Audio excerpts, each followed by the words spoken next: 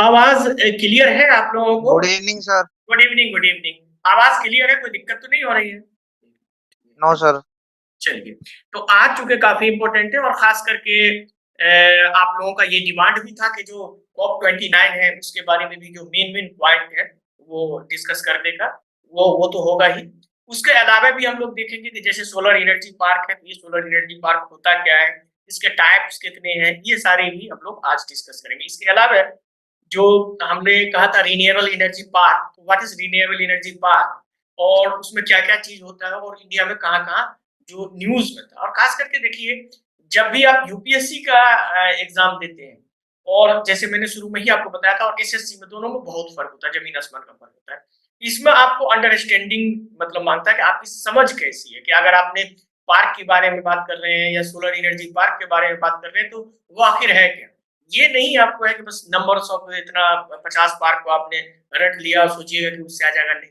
वो क्वेश्चन ये पूछेगा आपको 1 2 3 स्टेटमेंट देके और पूछेगा कि which of the following is correct regarding the solar energy park, wind energy park. तो सबका अलग अलग होता है सिचुएशन, तो ये सबको हम लोग देखेंगे। तो चलिए, हम बगैर रुके हुए शेयर करते हैं। अब आप लोग आ गए हैं तो रेहान फजल बोलिए। सर मतलब आप जैसे कि आरसीएम में भी पढ़ाते हैं सर, हाँ। तो मतलब क्या अप्रोच में क्या डिफरेंस होता है, मतलब नॉर्मल जो स्टूडेंट है, क्योंकि आरसी का हर साल बहुत अच्छा सिलेक्शन का एक पोर्शन नहीं है, देखिए, अभी तो तो वही तो। अप्रोच में क्या डिफरेंस दिखता है अभी आपको? V2 मीडिया है, उन्होंने एक चलाया भी है बाहर सीए एडमिशन का। उसमें बहुत सारे बच्चे हैं, तकरीबन 400 प्लस बच्चे हैं जिसका क्लास होता है, जिसके लिए मैं आपको बताया था। इसमें देखिए इसका अप्रोच क्या होता जी है। सर। आरसीए में सबसे बड़ी चीज क्या होती है, जैसे आप घर पे रह के करते हैं, 10 तरह का स्ट्रेन होता है, आपके गार्जियन का अलग है, खाने का अलग है, बहुत सारी चीजें ऐसी होती है जो आपके माइंड पे। एक एक मिनट सोचिए कि अगर आपको माइंड एकदम फ्री होके आप करेंगे तो यही सब जो मैं आपको पढ़ा रहा हूँ, 1 मिनट के लिए सोचिए, तो आपको ये दिमाग में। और यूपीएससी का मेन डिफरेंस है, यूपीएससी अदर अदर एग्जाम जो है, जैसे एसएससी हो गया या स्टेट पीसीएस वगैरह हो गया, तो उसमें क्या होता है कि आप रट के पास कर सकते हैं। अगर आप खूब मेहनत कर रहे हैं, 50 पार्क रट लिया, उसमें आ गया तो आप कर सकते हैं। यूपीएससी में क्या है कि आपको समझना पड़ता है, क्योंकि हर चीज में अंडरस्टैंडिंग होता है और अप्रोच जो वहां होता है। जैसे हम लोग के टाइम में तो जामिया आरसीए नहीं था, हम लोग हमदर्द स्टडी सर्किल में थे। तो उस वक्त टॉप 50 में हम लोग हुआ करते थे। तो उसमें भी बहुत सारे हमारे दोस्त जो है अभी खुद डीआईजी हैं, तो वहां का जो अप्रोच था वो ये अप्रोच था कि एकदम टाइम टेबल आपका एकदम फिक्स हो जाता है। उसके बाद खाना पीना और पढ़ना, और लाइब्रेरी था उस वक्त अंदर में, हम लोग में कोचिंग नहीं था लेकिन लाइब्रेरी था, हम लोग ग्रुप बना के रहते थे। तो ये बहुत सारी चीजें होती है जो मायने रखती है। इसीलिए अगर आप लोग को ये आरसीए का भी यहाँ वो करवा रहे हैं, तनवीर सर है, तो वो अगर उसमें एडमिशन हो जाए तो वो काफी एक बेनिफिशियल हो जाता है। तो आज हम बेसिकली जो डिस्कस करेंगे, जैसे आप देखिए मैं आपको खुद पढ़ा रहा हूँ, जो गाइड कर रहा हूँ, असल होता क्या है कि इसमें हमदर्द में या जो जामिया आरसीए, जितने भी आरसीए हैं, उसमें वो बच्चे आते हैं जो ऑलरेडी पहले से अच्छे से तैयारी उनकी हुई हुई होती है। उसको सिर्फ क्या है, जो टीचर्स होते हैं, जैसे कि अगर हम लोग जाते हैं तो हम लोग बस 8 10 से ज्यादा क्लास हम लोग का होता नहीं है। सबका अपना अपना क्लास होता है, वो अपने क्लास लिए, उसमें बेसिक्स चीज जैसे अभी आपको बता दे रहे हैं करंट में क्या हुआ, नए नए टर्म क्या है, वो सारी चीजें बता देते हैं। तो ये अप्रोच जो होता है, ये अप्रोच वहां उनको काम आ जाता है। और फिर बाद में मेंस लिखते हैं, मेंस का भी अप्रोच होता है, वो भी अलग तरह का अप्रोच होता है। इसलिए हमने कहा भी था कि इसके बाद हम लोग आप लोग इंशाल्लाह अच्छा हो जाएगा आप लोग का, पीटी हो जाता है तो पीटी हो या ना हो, आप लोग मेंस के लिए तैयारी शुरू कर दीजिएगा। तो चलिए, तो major solar park renewable energy centers in India की बात हम लोग कर रहे हैं, बेसिकली इन न्यूज में इंडिया के कॉन्टेक्स्ट में हम लोग कर रहे हैं। अब इसमें हम लोग देखेंगे सबसे इंपॉर्टेंट चीज जो है कि जैसे मैंने बताया कि इसमें काफी, जैसे कि सोलर और विंड, बेसिकली अगर हम देखें रिन्यूएबल एनर्जी सेक्टर में, तो सोलर और विंड डोमिनेंट। इसके अलावा भी है, जैसे टाइडियल भी होता है, उसी तरह से जाएंगे आप तो जियोथर्मल होता है, उसके बाद बायोमास होता है, उसके अलावा भी बहुत होता है जो नॉन फॉसिल फ्यूल होते हैं। लेकिन उसमें सबसे ज्यादा अगर हम देखें इंडिया में तो ये, और इंडिया का एम जो है, भारत का एम जो है वो कितना है, 500 गीगावाट वो हासिल करने का है। तो ये कैसे ये हासिल करेंगे, तो उसके लिए क्या है कि बहुत सारे सोलर पार्क बनाए गए हैं। जैसे कवेडा रिन्यूएबल एनर्जी पार्क है, उसी तरह से बदला सोलर पार्क है, पाउटा सोलर पार्क है, रेवा अल्ट्रा मेगा है। ये सारा जो सोलर पार्क है ये काफी न्यूज में। इसमें से कुछ ऐसे पार्क हैं जो वर्ल्ड का लार्जेस्ट पार्क है, वो भी हम लोग जब उसमें डिस्कस करेंगे। तो सबसे पहले हम लोग देखेंगे what is solar park. Park solar park क्या होता है? तो सोलर पार्क जो होता है उसको देखें तो basically large scale installation of solar panels या सोलर इलेक्ट्रिसिटी का जो डायरेक्ट हम सनलाइट से करते हैं। अब ये जो करते हैं इसके भी दो तरह से होते हैं। सोलर जो अगर प्लांट की बात करें तो सोलर प्लांट भी टू टाइप्स के होते हैं नॉर्मली जो इसमें यूज किया जाता है। नंबर एक में इसमें हम देखेंगे तो फोटोवोल्टिक होता है। ज्यादातर फोटोवोल्टिक का हम लोग यूज करते हैं, इसको पीवी सोलर प्लांट कहते हैं। ठीक है, इसको हम लोग पीवी सोलर कहते हैं, नंबर एक। नंबर दो जो होता है वो होता है कंसंट्रेटेड सोलर पावर, यानी सीएसपी उसको शॉर्ट में हम लोग कह सकते हैं, कंसंट्रेटेड सोलर पावर। तो ये दो होता है। अब इन दोनों को भी थोड़ा देख लेंगे कि दोनों में बेसिक डिफरेंस क्या होता है। तो चलिए देखते हैं इसमें। तो पहला देखिए, फोटोवोल्टिक जो होता है इसमें हम लोग जानते हैं कि पीवी पैनल्स लगा हुआ होता है, और ये पीवी पैनल्स जो होता है ये आप देखेंगे तो डायरेक्ट क्या करता है, कन्वर्ट करता है सनलाइट में इलेक्ट्रिसिटी। इंस्टॉलेशन ऐसा डिजाइन किया जाता है कि ये कन्वर्ट कर देता है इलेक्ट्रिसिटी में। और पीवी सेल्स जो होता है प्राइमरीली आप जानते हैं ये सिलिकॉन बेस्ड होता है, photovoltaic sales. These panel convert directly electricity को डायरेक्ट कर देता है। तो ये होता है पीवी, इसको फोटोवोल्टिक कहते हैं। इसमें ये होता है कि इलेक्ट्रिक कन्वर्ट किया, उसके बाद उसको स्टोर बैटरी में करते हैं, और बैटरी में करने के बाद क्या होता है कि इन्वर्टर लगा होता है, इन्वर्टर से फिर ये नॉर्मल एसी में आता है। यानी ये होता क्या है, डीसी करंट, और डीसी से फिर एसी में ये होता है। ठीक है, आगे हम अब दूसरा जो होता है वो कंसंट्रेटेड सोलर पावर प्लांट होता है। इसमें दोनों में फर्क ये है कि जैसे कि एग्जांपल के तौर पे लीजिए, आप अपने घर में सोलर लगाए हुए बहुत सारी चीजें। अब तो सोलर में इन्वर्टर आप लगा देते हैं, लेकिन इन्वर्टर पे हैवी चीज आप यूज नहीं कर सकते। जैसे कि एग्जांपल के तौर पे लीजिए, आपको हीटर चलाना या हैवी पावर यूज करना, तो आप नहीं चला सकते। क्यों नहीं चला सकते? क्योंकि वो एक बैटरी लेवल पे रहता है और छोटा रहता है और डीसी लेवल पे होता है। तो इसीलिए उसके अलावा दूसरा भी सोलर प्लांट का तरीका है जिसको कहते हैं कंसंट्रेटेड सोलर पावर प्लांट। इसमें क्या होता है कि चारों तरफ से मिरर लगा होता है, और वो मिरर सनलाइट को एक रिसीवर पे देता है, यानी सनलाइट का रिसीवर पे वो मिरर सनरेज को देता है। और वो रिसीवर इतना ज्यादा गर्म हो जाता है कि वो गर्म लिक्विड, नॉर्मली पानी होता है, उसको भेजता है टरबाइन, और उस टरबाइन चलाता है और वो फिर एसी जनरेटर पैदा करता है। इसकी खासियत ये है कि आप इसको स्टोर कर सकते हैं, दिन में नहीं रात में भी यूज कर सकते हैं। क्योंकि फोटोवोल्टिक वाला क्या होता है, डायरेक्ट सनलाइट को इलेक्ट्रिसिटी तो रात में वो नहीं कर सकता, और ये इतना हीट हो जाता है कि वो रात तक अपना काम कर सकता है। तो चलिए इसको फिगर से समझते हैं थोड़ा। तो ये देखिए, ये है फोटोवोल्टिक। अब ये लगा है, अब आपका क्या होगा, यहाँ से डायरेक्ट आएगा इसका, और सनलाइट आएगा और ये रिसीव करेगा, और यहाँ से आपका इस तरह से ये देखिए, यानी यहाँ से सनलाइट को इसको रिसीव किया गया, इसको रिसीव किया, इसको रिसीव किया, और ये सेंटर पे आया, और यहाँ से आपको ये बैटरी ये लगा होगा इसमें से। अब ये बैटरी यहाँ से इससे इसमें आया इलेक्ट्रिसिटी, और बैटरी से फिर क्या होगा, इन्वर्टर, और इन्वर्टर से फिर मीटर लगाया, और उससे आप अपना फ्रिज चलाए, वॉशिंग मशीन जो भी अपना चलाना हो वो चला सकते हैं। तो ये आपका हो गया क्या, सोलर पार्क, जो आपका फोटोवोल्टिक हो गया। अब हम लोग देखेंगे ये जो है कंसंट्रेटेड वाला, यानी सीएसपी जिसको कहते हैं कंसंट्रेटेड सोलर पावर। ये कंसंट्रेटेड क्या होता है, आप देखिए चारों तरफ मिरर लगा होता है, और ये मिरर क्या करेगा, इसको हीट करेगा, और यहां से ये आपका आएगा, और यहाँ पे आपका ये टरबाइन होगा, और यहाँ इलेक्ट्रिसिटी जनरेट होगा। ठीक है, आप लोग का किसी का मैसेज आया, हम देख लेते हैं क्या मैसेज आप लोगों का। 2 मैसेज आया होगा। अच्छा, वॉइस ब्रेक हो रही है,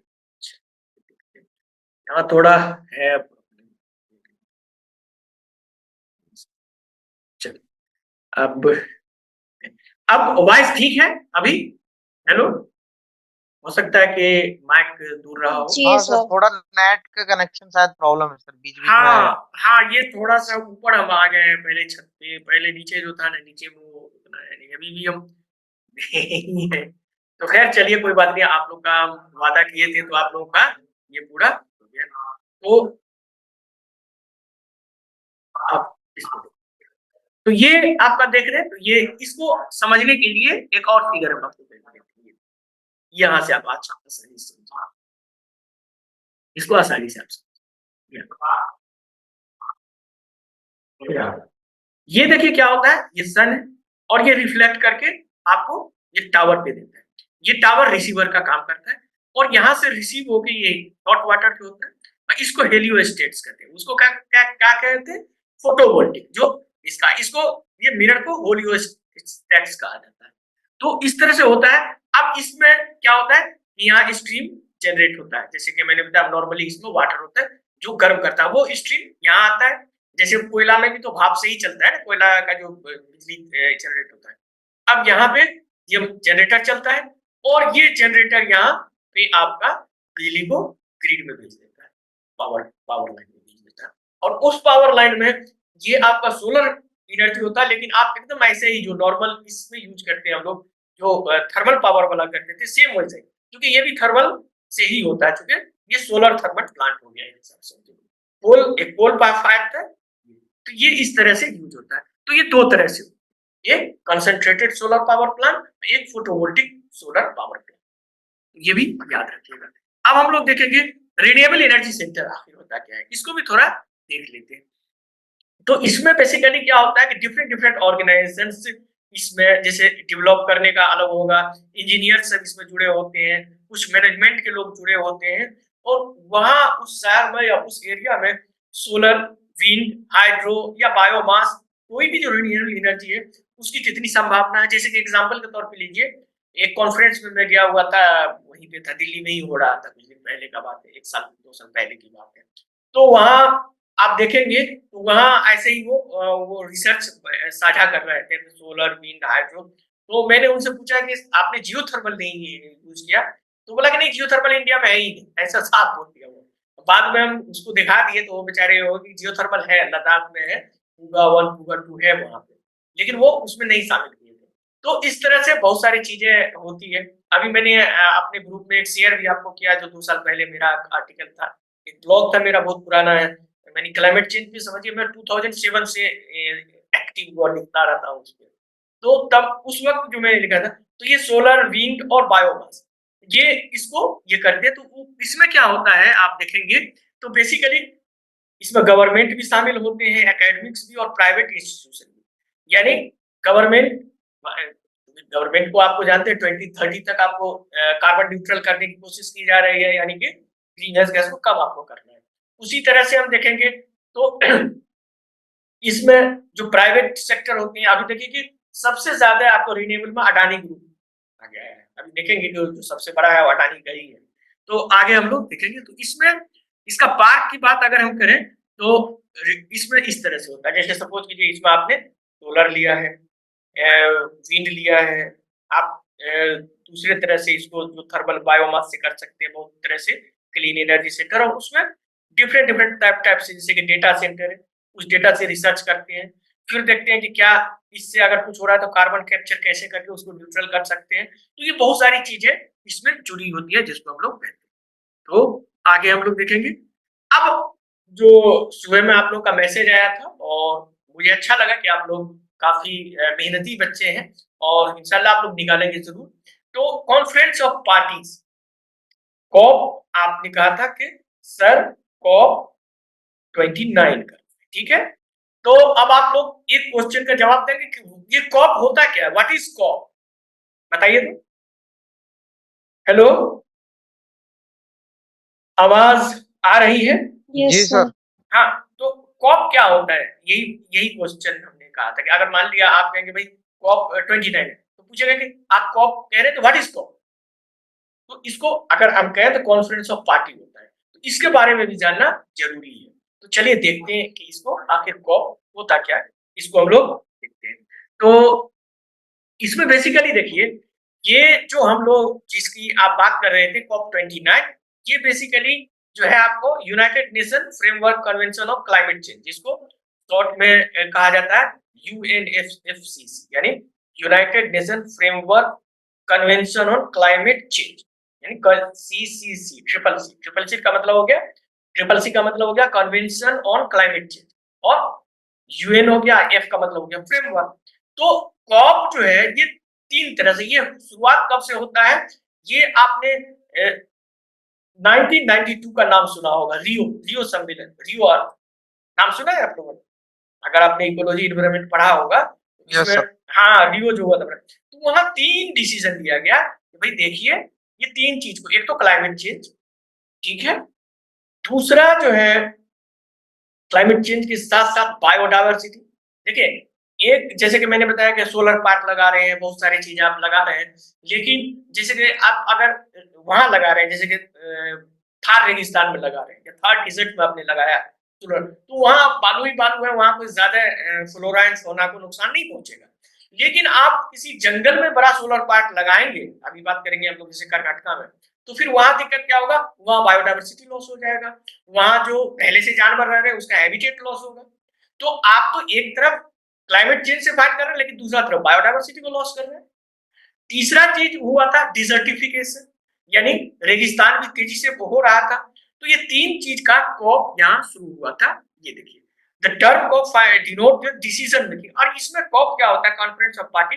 पार्टी का मतलब हो गया कंट्री का गवर्नमेंट, जैसे सपोज कि अगर 200 कंट्री या 200 कंट्री इसमें शामिल होते हैं मीटिंग में, तो उसमें जो उसके जैसे कि इंडिया है, तो इंडिया के आपका जो मिनिस्टर्स है वो जाएंगे, वो सारी चीजें करेंगे, तो इसको कॉप। अब इसमें क्या है कि इसको इस तरह से देखिए, ये बेसिकली 3 चीज पे हुआ था, जैसे मैंने बताया क्लाइमेट चेंज, बायोडायवर्सिटी लॉस और लैंड डिग्रेडेशन, या जिसको बाद में डिजर्टिफिकेशन कहते हैं। तो ये 3 चीज पे ये कब हुआ था, 1992 में। आवाज नहीं आ रही, आवाज नहीं आ रही है, क्या कर सकते हैं, नीचे सेटिंग यहाँ की आवाज ब्रेक हो रही है सर ज्यादा।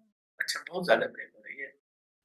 सर एक बार रीस्टार्ट करके फिर से ले लीजिए। नहीं नहीं नहीं नहीं, ये हमको जहां तक लगता है एक देखना पड़ेगा कि ये इंटरनेट का वजह से हो रहा है, समझ रहे हैं, इंटरनेट थोड़ा सा हाँ हो सर, सकता है। मतलब वही नहीं तो कह रहा हूँ, रीस्टार्ट, नेट बंद करके लीजिए एक बार। नहीं असल वो नेट जो है ना, वो थोड़ा हम लोग इधर छत पे हैं, तो सर यहाँ रिकॉर्डिंग भी तो सर ऐसी ही जाएगी मतलब। हाँ हाँ, एक मिनट देखते हैं, तो कर सर तो है। COP से स्टार्ट कर देना, फिर से ज्वाइन कर लेंगे। अच्छा ठीक है, चलिए एक बार फिर से स्टार्ट कर लेते हैं, ठीक है।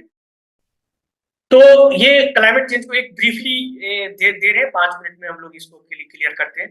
तो climate change, biodiversity and land degradation की बात कर रहे हैं, और इसमें ये सारी चीजें हैं जो हम लोगों ने अभी डिस्कस किया था, कि इसमें 3 चीज थी। एक तो क्लाइमेट चेंज पर था UNFCCC, यानी UNFCCC, TBD और UNCCD, यानी कॉम्बैट डिजर्टिफिकेशन से था, बायोडायवर्सिटी से था, ये था।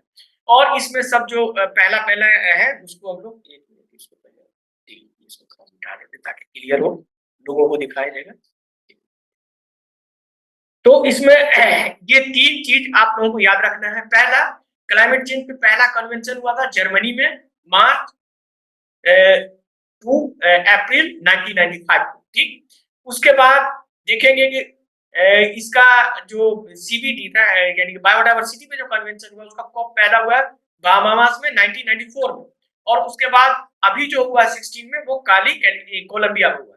उसी तरह से डिजर्टिफिकेशन पे हुआ था कॉप फर्स्ट, रोम इटली में, और लास्ट जो हुआ है कॉप 16, वो हुआ है दुबई में, यहाँ पे आप देखिए सऊदी अरबिया।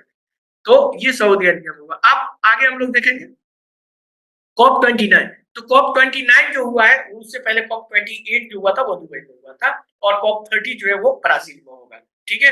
अब की पॉइंट जो था उसमें जो मैंने बताया कि न्यू ग्लोबल गोल किया गया, और इसमें खास करके ट्रिपल, मतलब आप ये कह सकते हैं कि ट्रिपलिंग किया गया, यानी फंड जो था उसको $100 बिलियन से $300 बिलियन इसमें लगाया गया है।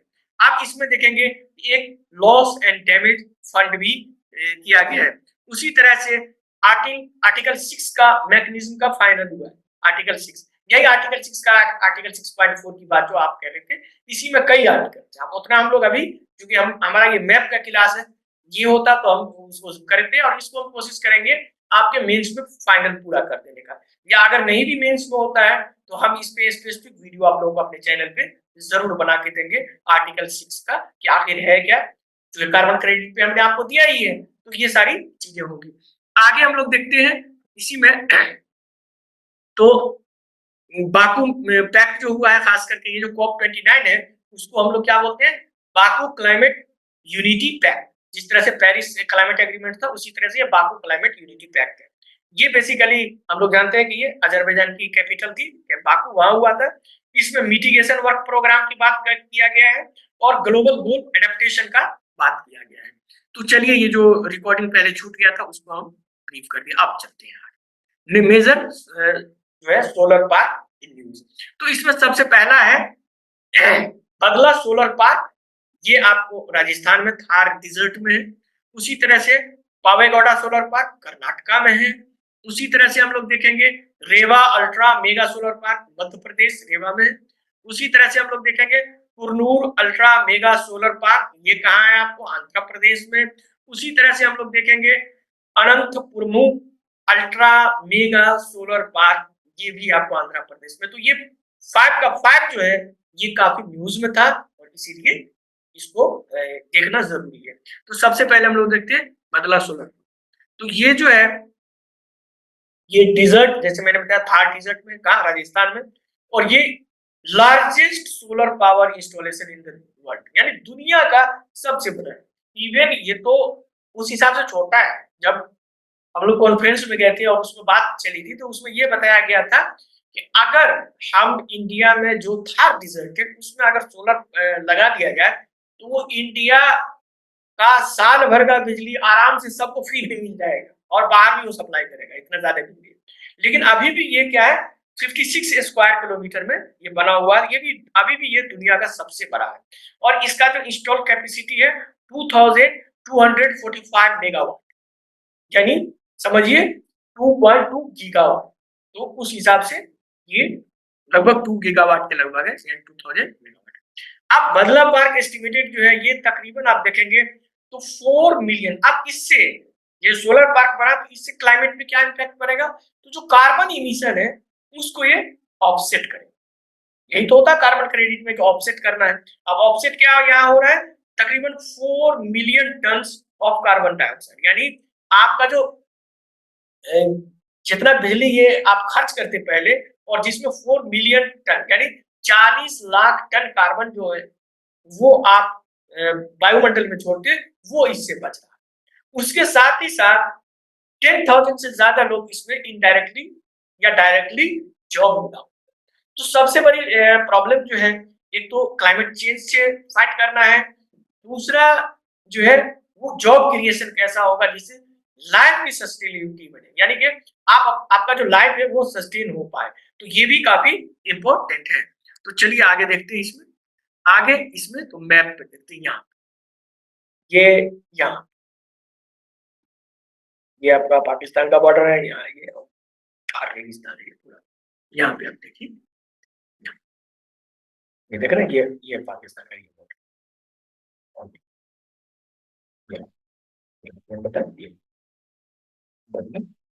इसको अगर और आप इलाज करके देखिएगा करके, तो इसमें पूरा ये एरिया जो है, ये पूरा एरिया आपका सोलर पार्क से भरा हुआ है। तो क्योंकि 56 स्क्वायर किलोमीटर में ये है तो काफी बड़ा है, वर्ल्ड का सबसे बड़ा है।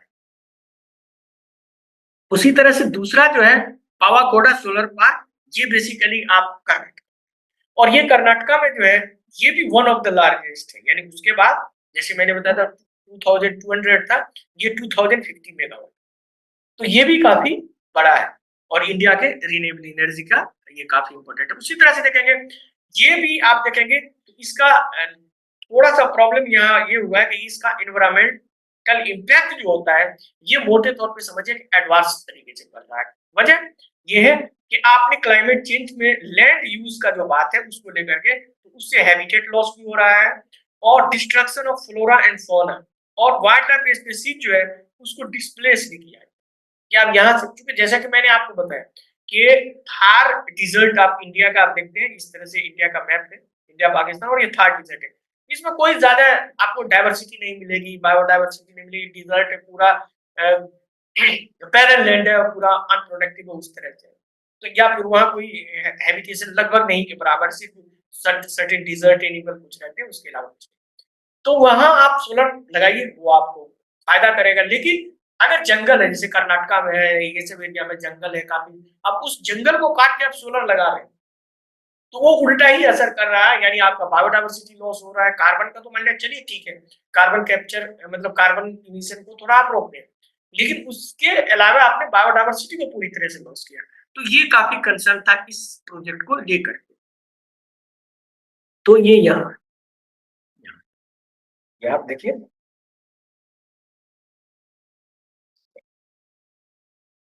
तो अब यहाँ देखिए ये पूरा आपका, यहाँ आपको पानी है काफी, ये साइड में जंगल है, पहाड़ी टाइप का। आप इसको आप काटिएगा तो फिर दिक्कत हो जाएगा। लेकिन राजस्थान में ऐसा नहीं था, तो वहां के लिए ठीक है, यहाँ के लिए थोड़ा प्रॉब्लम। आगे है रेवा अल्ट्रा मेगा सोलर पार्क। ये आपका सोलर पार्क जो है, ये काफी न्यूज में था, इसका यूनिक कैरेक्टरिस्टिक भी है। और इन्होंने इंडिया में कुछ चीजें जो है वो काफी इसमें इम्प्रूव हुआ। खास करके इसमें हम देखेंगे तो इन्होंने मोस्ट सिग्निफिकेंट यूनिक एस्पेक्ट, अगर इस Rewa ultra mega solar project का देखें, तो इंडिया का first solar project in India break the grid parity barrier. ये ग्रिड पैरिटी बैरियर को ब्रेक करने वाला भारत का पहला सोलर पावर जो है वो है प्लांट है। तो अब ये आप डेफिनेटली आपके दिमाग में ये क्वेश्चन होगा कि सर ये ग्रिड पैरिटी बैरियर होता क्या है? तो होता क्या है कि नॉर्मली जब ये सोलर एनर्जी की बात की गई थी, रिन्यूएबल एनर्जी की बात की गई थी, आज से 10 साल पहले अगर आप चले जाए, 15 साल पहले चले जाए, जब हम लोग नया नया क्लाइमेट चेंज जो हम अपने ब्लॉग पे थे उस वक्त बनाते थे, तो उस वक्त ये कहा जाता था कि भाई आप रिन्यूएबल की बात कर रहे हैं तो काफी महंगा पड़ता है। यानी अगर हम नॉर्मल कोल पावर एनर्जी लेते हैं तो उसका अगर 3 रुपये यूनिट है, तो इसको हमको 10 रुपये यूनिट देना पड़ रहा है, तो 7 रुपये हम एक्स्ट्रा क्यों दें रिन्यूएबल की वजह से। तो तो अब क्या होगा कि ये पहली बार ऐसा था कि भाई आप 3 रुपये ले रहे हैं, ये 2 रुपये 97 पैसे पर यूनिट, यानी पहली बार इतना अच्छा इन्होंने सोलर एनर्जी प्रोड्यूस किया कि उसकी कीमत इतनी कम हो गई कि जो इसको कहते हैं पैरिटी बैरियर, ये हो गया कि जो नॉर्मल जो आपका थर्मल पावर प्लांट है या नॉर्मल बिजली का जो रेट है उसके बराबर या उससे अगर कम हो तब वो बैरियर को पैरिटी को तोड़ता है, वो ग्रीन बैरियर पैरिटी उसी को बोलते हैं। ठीक है, तो ये 2.97 यूनिट पर ये हो गया था, ये पहला इस तरह का टैरिफ इंडिया में हुआ, तो ये यूनिक की वजह था, तो इसलिए इसको देखना पड़ा। अब हम लोग देखेंगे it is the only project India to receive fund from, एक दूसरा यूनिक चीज इसमें है कि ये क्लीन एनर्जी फंड जो है उसका रिसीव करने वाला ये पहला भारत का पहला सोलर पार्क है, वो रीवा अल्ट्रा मेगा पार्क। और ये क्लीन एनर्जी जो है फंड की आप देखेंगे तो ये बेसिकली वर्ल्ड बैंक के जरिए, यानी वर्ल्ड बैंक इसको ये करता है, इसको क्लीन एनर्जी को। तो इसको भी हम लोग एक मैप पे देखेंगे, तो इसको भी हम लोग यहाँ पे ये आप देखें क्लीन क्लीन टेक्नोलॉजी यानी सीटीई। ये सीटीई क्या है? वर्ल्ड बैंक का एक अंग है, जिसमें वर्ल्ड बैंक इसको इसलिए एस्टेब्लिश किया था, ये किया था 2008 में इसको एस्टेब्लिश किया था, इसलिए एस्टेब्लिश किया था कि जो क्लीन एनर्जी या क्लीन एनर्जी के लिए जो नया टेक्नोलॉजी कोई अपना रहा है तो उसको ये फंड मिले। तो ये फंड पाने वाला भारत का पहला अगर सोलर पार्क है तो वो है रेवा अल्ट्रा मेगा सोलर पार्क। आगे देखते हैं इसमें, तो यहाँ पे ये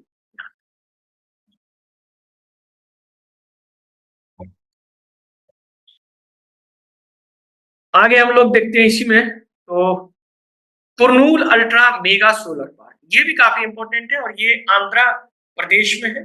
और ये काफी आप देखेंगे क्योंकि इसका स्केल और टेक्नोलॉजिकल एडवांसमेंट यूनिक था, यानी ये बड़े पैमाने पे किया है और उसके साथ टेक्नोलॉजी। ये अगर देखें तो ये भी ये मतलब one of the largest park in the world में से एक है, यानी सबसे बड़ा तो जो मैंने बताया कि थार रेगिस्तान में, थार में, और उसके बाद ये भी आप देखेंगे तो इंडिया के रिन्यूएबल एनर्जी लैंडस्केप में क्रूशियल रोल अदा करता है। अब ये जो है खास करके हम देखेंगे तो मिटिगेटिंग क्लाइमेट चेंज में ये काफी इंपॉर्टेंट करता है, खास करके जो इंडिया का गोल है, जैसे मैंने आपको शुरू में ही बताया था 2030 तक आपको न्यूट्रल होना है, कार्बन न्यूट्रल होना है, ठीक है, या नेट जीरो पर जाना है। तो अब इसका भी यहाँ आंध्र प्रदेश, वहां से ऐसे शुरू होता है ना आंध्र प्रदेश। अब हम लोग आगे देखेंगे, तो फिफ्थ जो है ये भी आंध्र प्रदेश का है, अनंतपुरमु मेगा सोलर पावर प्रोजेक्ट। ये बेसिकली हम देखेंगे सोलर पार्क जो है, ये इसको एनपी कुंडा अल्ट्रा मेगा सोलर पार्क भी कहा जाता है। एनपी कुंडा अल्ट्रा मेगा सोलर पार्क भी इसको कहा जाता है। ये भी जितने भी पार्क आप देखेंगे ज्यादातर इस तरह के पीवी वाले हैं। ये अनंतपुरम डिस्ट्रिक्ट में या आंध्र प्रदेश में है। अब ये बेसिकली क्या है कि इसका स्केल एंड चैलेंजेस जो है फेस किया गया ड्यूरिंग कंस्ट्रक्शन। इसमें बेसिकली ये है कि ये बहुत बड़ा यानी कि 1500 मेगावाट का ये बनाने वाला प्रोजेक्ट था, और इसमें तकरीबन 11,000 एकड़ जमीन चाहिए। तो यहाँ के किसान लोग जमीन देने को तैयार नहीं है, और इन्होंने काफी चैलेंज हुआ जिसको लेकर के आंदोलन भी शुरू हुआ। तो मतलब ठीक है, आप प्रोजेक्ट बना रहे हैं, ये कर रहे हैं, लेकिन आपको हर चीज को देखना पड़ेगा। ऐसा नहीं कि जहाँ पहले से एस्टेब्लिश्ड है सब कुछ और हैबिटेट लॉस कर रहे हैं किसान के खेत को, सारी चीज को आप ले रहे हैं और ये बना रहे हैं, तो ये भी थोड़ा प्रॉब्लम इंडिया या अदर जो थर्ड वर्ल्ड कंट्री है वहां ये हो रहा है। तो ये इसका भी हम लोग देखेंगे। ये भी आंध्र प्रदेश में थोड़ा सा जहां हम लोग देखे थे, तो यहाँ पे थोड़ा सा अनंतपुर।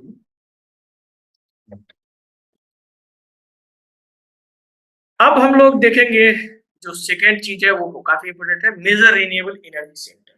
यानी इंडिया में कहाँ कहाँ इस तरह के रिन्यूएबल एनर्जी सेंटर है। और कुछ ऐसी भी चीजें हैं जो स्मार्ट सिटी की बात आई थी, तो कुछ स्मार्ट सिटी का भी रिन्यूएबल एनर्जी पे उसमें हम देखेंगे केवडा रिन्यूएबल एनर्जी पार्क, ये आपका गुजरात में है। उसी तरह से हम लोग देखेंगे दीव स्मार्ट सिटी, जो Dadra Nagar Haveli and Daman and Diu जो है यूनियन टेरिटरी है, उसका ये है स्मार्ट सिटी। ये इसमें है कि 100% ये सोलर एनर्जी पे चलने वाला है दिन में। उसी तरह से लद्दाख हाइब्रिड पार्क, ये हाइब्रिड पार्क में आपका सोलर भी है और विंड पावर भी है, ये दोनों यूज किया गया है। उसी तरह से देखेंगे मुप्पांडल विंड फार्म, ये भी जो है ये बेसिकली विंड एनर्जी वाला फार्म है, और ये कन्याकुमारी डिस्ट्रिक्ट तमिलनाडु। तो कश्मीर से कन्याकुमारी हम लोग लद्दाख से लेके पूरा इंडिया का देख लेंगे जो मेन में न्यूज में था। अब इसमें हम लोग यहाँ देखते हैं, ये देखिए काउंट। तो ये जो है गुजरात में है, इंडिया का काफी ये हाईलाइट रहा इसके यूनिकनेस और इनकी सिग्निफिकेंस की वजह से। इसका इसलिए क्योंकि देखिए ये वर्ल्ड का लार्जेस्ट रिन्यूएबल एनर्जी पार्क है, दुनिया का सबसे बड़ा रिन्यूएबल एनर्जी पार्क है। इसकी कैपेसिटी कितनी है? 30 गीगावाट। अभी जो हम लोगों ने देखा था इसका जो बदला वाला था वो थार में, उसका कितना था? 550, यानी लगभग आप समझिए कि उसको मेगावाट था, तो उसको मतलब समझिए 2.2 कर ले, 2.2 गीगावाट। और ये कितना है? 30 गीगावाट है, जिसमें से 26 गीगावाट क्या है? सोलर एनर्जी, और 4 गीगावाट जो है वो विंड एनर्जी से। ये बेसिकली अडानी का ये पार्क है बहुत बड़ा। तो ये बेसिकली आप देखेंगे तो इसमें तकरीबन इससे बहुत फायदा होगा, क्योंकि इसमें आप देखेंगे तो ऑफसेट करेगा 58 मिलियन टन कार्बन, यानी इतना कार्बन को ऑफसेट कर लेगा इसलिए ये रिन्यूएबल एनर्जी। तो हम आसानी से पूरी तरह से जब फंक्शन हो जाएगा तो इंडिया जो है वो नेट जीरो या की तरफ वो हो जाएगा, 30 तक पहुंच जाएगा। अब इसको हम लोग देखें तो ये यहाँ ये आप देख रहे हैं, ये पाकिस्तान है और ये यहाँ। इसको हम इलाज करके देखेंगे, ये यहाँ पे ये पाकिस्तान का बॉर्डर है यहाँ पे, ठीक है। तो ये आपका है इंडिया। तो ये देख लिया आपने। अब हम लोग आगे चलते हैं, आगे है दीव स्मार्ट सिटी। अब ये जो है ये हम जानते हैं कि ये वेस्टर्न साउथ वेस्टर्न कोस्ट पे है, गुजरात से एकदम सटाई हुआ है। ये Dadra Nagar Haveli and Daman and Diu का एक छोटा सा आइलैंड है और ये यूनियन टेरिटरी हमने कहा था। ये 2018 में ही ये गोल हासिल कर दिया 100% रिन्यूएबल एनर्जी पे चलता है ड्यूरिंग द डे, दिन। रात में तो फिर चूंकि सब फोटोवोल्टिक है तो रात में आपको या तो फिर इन्वर्टर या उस तरह से अपना यूज किया जाता है या फिर अदर एनर्जी लिया जाता है, लेकिन दिन में 100% जो है ये आपको सोलर एनर्जी से चलता है। इसकी खासियत ये थी कि इससे पहले यानी जब ये 2018 से पहले ये पूरी तरह से डिपेंड था गुजरात से इनकी बिजली आती थी, वो 73% ये गुजरात से लेती थी। तो और बाकी तो ये इसकी मतलब इसके बाद ये इंडिपेंडेंट हो गए ये अपने। तो ये पहला इंडिया का स्मार्ट सिटी है जो 100% रिन्यूएबल एनर्जी पे में चलता है। ये उसी तरह से आप देखेंगे तो इससे क्या हुआ कि ये रिन्यूएबल एनर्जी 13,000 जो है टन्स जो है ये सालाना जो है ये आप ऑफसेट करता है। ये बहुत बड़ी बात होगी। अब हम लोग देखेंगे इसका मैप, ये गुजरात का यहाँ जो गुजरात है यहाँ पे और लार्ज करके दे देते हैं।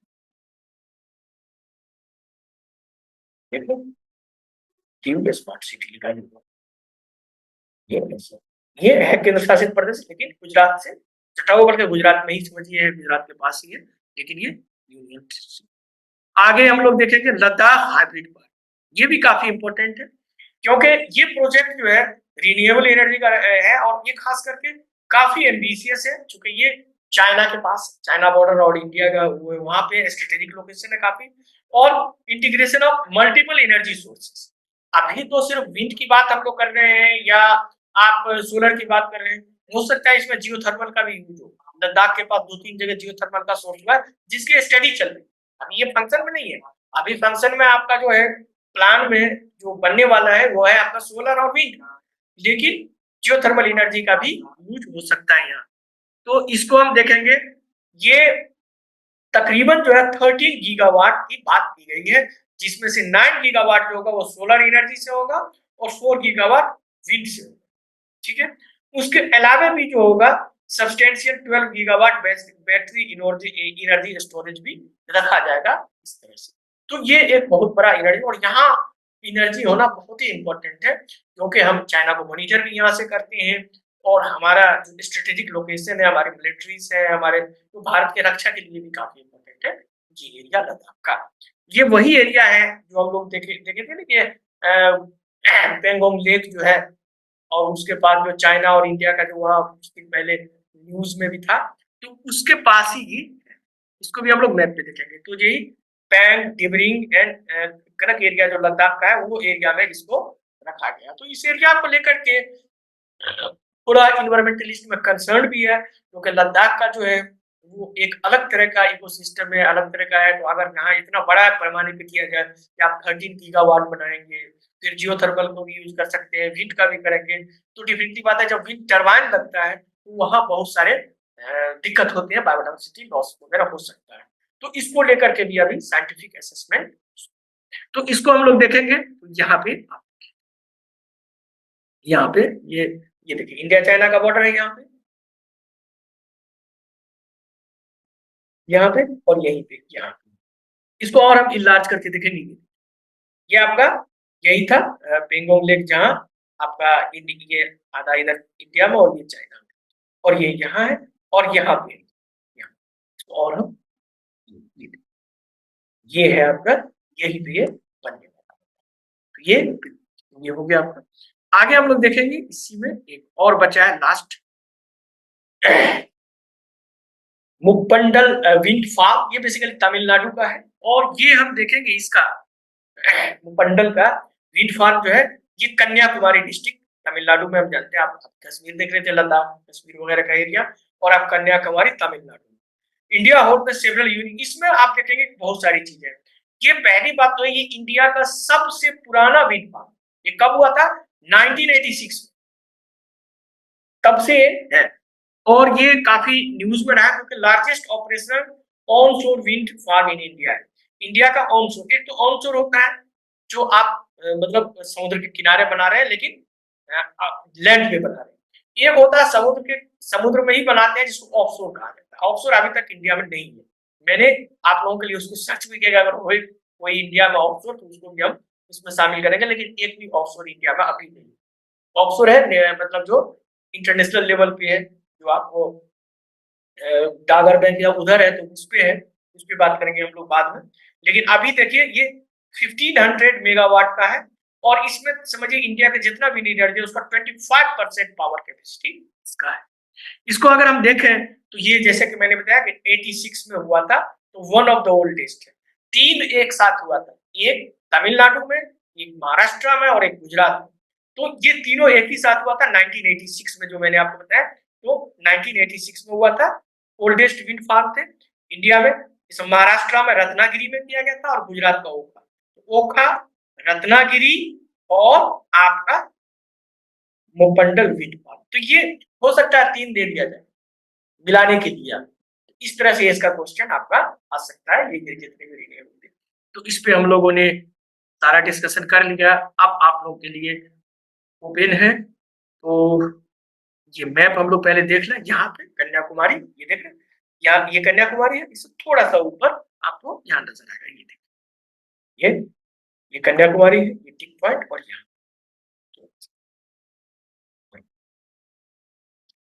तो ये आपका ये। तो अब हम लोग ये देख लेते हैं, ये आपके लिए है, आप सभी को 25 तारीख के लिए अभी से हम दे रहे हैं best wishes for the UPSC prelims 2025 5 मई को। मैंने कोशिश किया कि आप लोगों को कुछ दे सके, तो मैं दिल्ली में था नहीं, इस वजह से थोड़ा सा ये हुआ है। और अभी लेकिन कोशिश हमारी ये होगी कि अब इसके बाद मेंस का हम लोग जैसे ही, आई होप आप लोग का पूरा अच्छा जाएगा एग्जाम। इसको हम कंपाइल करके आप लोग को भेज ही देंगे, ये तो भेजेंगे ही भेजेंगे आपका। उसके अलावा हम इसको पीडीएफ में कर देंगे, पीपीटी के बजाय पीडीएफ में एक साथ कर देंगे, तो वो ज्यादा अच्छा रहेगा। ठीक है, जो मेन मेन पॉइंट है, चूंकि आपने अब तो आप लोग क्लास कर ही चुके हैं सारी चीजें। तो चलिए, आई होप आप लोग अच्छा से देख के आइए, मेंस निकालिए, इंटरव्यू निकालिए, और फाइनल आईएएस अगले साल आपका नाम हम लोग देखें तो आप लोग बहुत खुशी होगी। जिस तरह से आपके माता पिता को खुशी होगी, उसी तरह से हम लोग को खुशी होगी। तो चलिए, कुछ क्वेश्चन पूछना हो तो पूछ सकते हैं, फिर इसको हम सेशन को बंद करें। ठीक है सर, ये रिन्यूएबल एनर्जी से कितनी गीगावाट एनर्जी प्रोड्यूस किया है सर इंडिया ने? ये जैसे 2030 तक का टारगेट था, हाँ, 500 गीगावाट। 500 गीगावाट का टारगेट है। ठीक है, इसमें अभी बहुत सारे हैं कि जैसे कि देखिए 500 गीगावाट का टारगेट है, और इसमें सब जगह है। तो इसका होता क्या है कि ये रिन्यूएबल एनर्जी हो गया, विंड एनर्जी हो गया, सोलर एनर्जी हो गया। तो इसका स्पेसिफिक जो है वो एक रिपोर्ट आता है, ठीक है, हर साल आता है। तो वो रिपोर्ट जो आता है उस पे हम लोग बाद में देखेंगे, और खास करके इसको हम लोग कोशिश करेंगे कि मेंस के पॉइंट ऑफ व्यू से देखना। अभी जैसे कि आप मान लिया 500 टारगेट रखा, ये आपको याद करना है, कितना हुआ नहीं हुआ वो चूंकि ऑन गोइंग है। ऑन गोइंग में हम अभी कुछ नहीं कर सकते।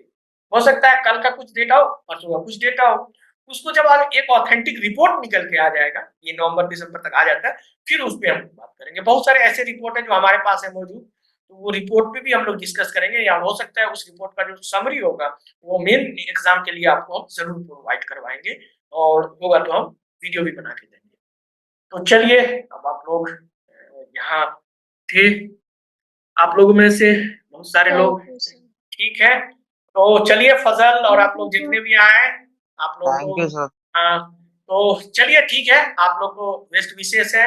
और सबसे बड़ी चीज है, जब आप यूपीएससी का एग्जाम देने जाते हैं कॉन्फिडेंस से जाइए। ऐसा नहीं होगा जो ऐसा आप मेंटली एकदम फ्री होके जाइए, जो भी आएगा हम सही जवाब देंगे। ऐसा नहीं होगा ये कहाँ से पूछ दिया वो। अब देखिए कैसा कैसा नाम सकता है, इसको फिर से एक बार होगा तो वीडियो को रिमाइंड करके देख लीजिएगा, जो जो पॉइंट है वहां देख लीजिएगा। हमने हर पॉइंट उसमें डिस्क्रिप्शन में दे दिया, वीडियो में भी जो अब करेंगे आप लोगों का। ठीक है, थैंक यू सर। थैंक्स, चलिए।